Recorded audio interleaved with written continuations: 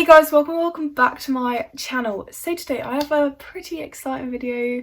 I mean, a lot of you won't find this exciting, but I know a lot of you are enjoying my sort of studying themed videos. So back with another one. It's going to keep coming through, but I kind of like it. I'm going to be talking you through some revision techniques. I'm not necessarily going to be saying which one works best, but the one I'm about to say is useful and will benefit you. So if I were you, stay tuned, listen to this, you need it. We literally have 100 days left until our GCSEs, so if I were you, stay on this video, maybe listen to it, maybe motivate you to like try something new. If you don't have time for that, then just continue to what you're doing at the minute. I'm gonna stop rambling on, and without further ado, let's get into the video. Also, to make sure to give it a like if you enjoy it. Okay, number one, I am going to start with online resources, right? For me, this is definitely one of the biggest ones. I cannot tell you how good it is to be actively learning from like speaking at you, from optional choices and things like that. And the best thing about it is that there are absolutely thousands of revision sites out there. I will mention a few, some of the ones that I think are really useful, but obviously you've probably discovered ones that you like better and which one suits you best. My first one is Quizlet. Now for me, this is like one of the best online revision sources for remembering and storing information long term. I do actually have it on my old phone because I'm filming on my new phone, but it is on my old phone still. It just looks like that. That is the logo. You've probably seen it before. Also ignore this. I always get comments about that.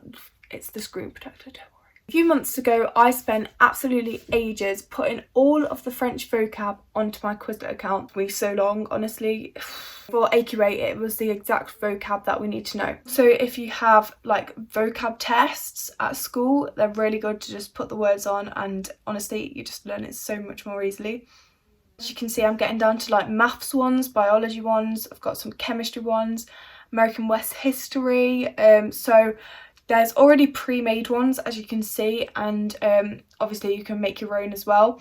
It is all free, by the way, which is an absolute bonus. You can get a premium version, but for me personally, I don't think you really need that. You can do Learn, which is just like restoring the words in your memory. Flashcards, which is the one that I always tend to lean towards, to all of your knowledge and see if you know it. So yeah, for storing things in your memory, I think Quizlet is one of the best ones for actually like information being there, if that makes sense. The next one I'm going to quickly talk about is Seneca. Now it's also free, however you can get a premium version. Just register yourself as a student. You don't need to have like a school account on it or anything like that. As you can see, this is the free version, and there are still so many courses unlocked that you can use. Like there is so many. For me, I've just started the biology AQA higher, more inside topic, which is so good because it just covers every single thing. You'll learn something and then teach you something else, but then it'll go back to the thing that you've learned, so you've definitely got it there, if that makes sense. But obviously there is absolutely hundreds of insights out there. My Maths Made Easy, Corbett Maths is absolutely amazing as well. Hegarty Maths, you know, all these, Cognitive, GCSE Pod, they're the sort of ones that are linked to my school, so whether you can get them, I'm not sure, but actually if you write it down at the same time, I find so helpful. Okay, the next one I'm going to move on to is the good old flashcards. Now to be honest, I do have a lot to say about these. So they're all my sort of flashcards made. I've got more somewhere, but I don't know where they are. I think flashcards are really useful. I also feel like they are very time consuming, right? They do really help to keep that memory of the information there. What you need to make sure is that you are like, I cannot tell you enough, you need to understand the information that you're writing on them, like every single word of that information. Otherwise you'll be writing down gibberish. Not only is it taking so much time, but you'll come back to it and you'll be like, what does that mean? Like, you need to understand everything that you're writing about. Obviously everybody says this, condense them. For me, I find this actually really difficult because I just want all the information on there. I can't read it as well, so I do try and condense it as much as I can. Little diagrams when you can. Number one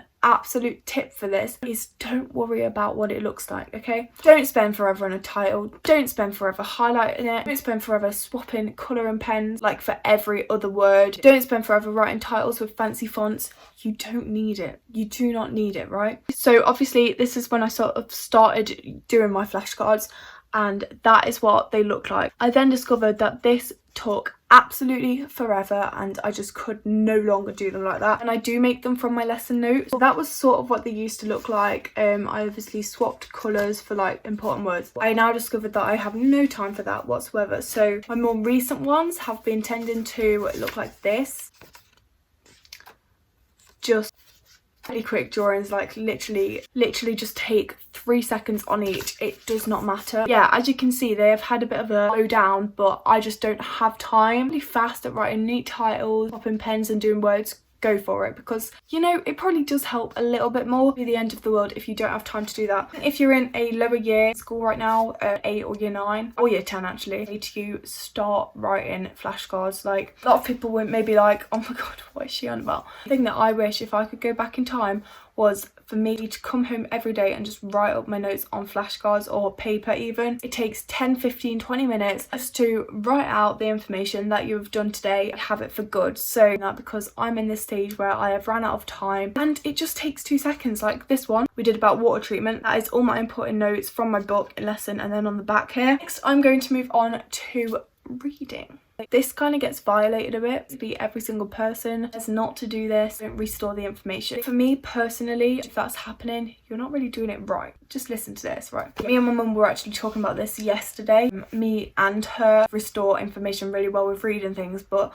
I think it's the way that we do it. You've also got to remember everybody's different. These may not work for you at all, but I'm just sharing what helps for me. When I read information, for example, if it's in the biology textbook or something like that, I will read it but explain it to myself in my head, if that makes sense. You may have to be in the right mindset for this, I'm not too sure, but because other people are completely right. If you read things, you're not going to remember it if you have no idea what it's on about. Explain it to yourself, try and like work your way through it. I think I can link reading into these booklets that my mum actually brought home the other day. Kind of a perfect example, because I started off by reading sort of out loud but just to myself, basically highlighting notes, and then if I knew something else I'd also write that by the side of it. For example, in this one, as you can see, I just highlighted it, drew a very quick brain. Again, it does not matter what things look like, which is like one of my biggest things.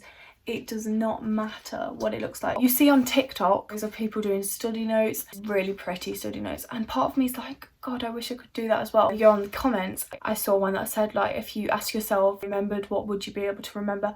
And they are exactly right. Like, don't spend forever on notes. You just need to quickly be writing, jotting things down all the time. Diagrams don't matter as long as it's there. It's important information, which is quite a lot, but also highlighting words at the time I think really helps as well, because you're like, that's an important word, that's an important word, and now it's sort of stored there. You can actually download these on a site called PMT. It does stand for something, but I've completely forgotten. Actually, so useful. Okay, the next little topic is just videos. Videos are absolutely amazing, especially if you are sat there 100% your mind is on that video. You jot down notes at the same time as well. It's so useful. You don't get something that they say, go and look it up. It won't take 2 seconds. Like, I'm gonna move on to speaking out loud. I think this is one of the best ways. I love speaking out loud. I love telling people things about it, reading from books aloud, explaining it to myself. And if you don't have anybody to explain it to, explain it to your pillow, explain it to your teddy bear. Matter, just as long as you're explaining it. Pretend they are completely oblivious, that you have no idea anything about this. Like, be like,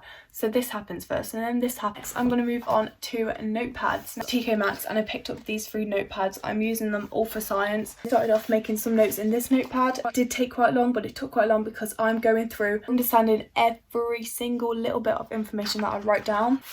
So yeah, it sort of just looked like that. Pads can be very time consuming, but again, don't worry about making them neat. Don't fancy titles, anything like that. Highlighting words would be absolutely fine as long as you're writing, understanding the information.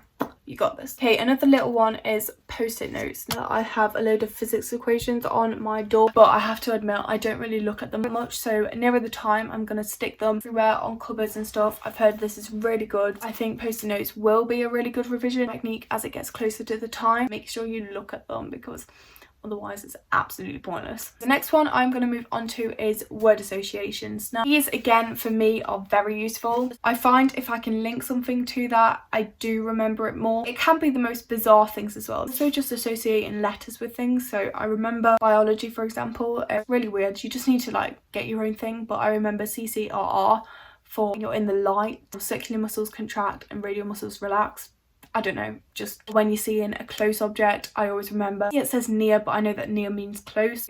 Ciliary, I literally can't say the word. Muscles contract, CC, and then suspensory ligaments loosen. So, I mean, it's just the opposite really, but yeah. Last but not least, past papers. Best techniques for actually applying knowledge. And the time with past papers is you pick up the exam technique like you never have before. Like, it's hard to explain, but if you see a question, for example, all the time, they say, why is this a problem, or something like that, why is it not always accepted? And on that mark scheme, I know it's always like ethical issues, religious reasons, stuff like that, and I just can sort of memorize things that it says on the mark scheme. And then the same questions, you literally get the same questions. Okay, yeah, they may not be worded the same. Most of the questions you get will have like similar answer to one that you've done before. I definitely think maths is a very important one to do this for as well, because the questions are quite repetitive, and especially ones like ratio, circle theorems and stuff are very repetitive. You always get the same sort of questions. If you've seen a past paper question that does that, you'll know how to apply it. Go through the past papers, don't just do the question, look at the mark scheme at the same time. I mean, I don't think anybody would be dumb enough to do that, but also sometimes what I do is, if there's a question and the mark scheme was completely something that I thought it was not going to be, write it down. Like, do the question, write it down and explain it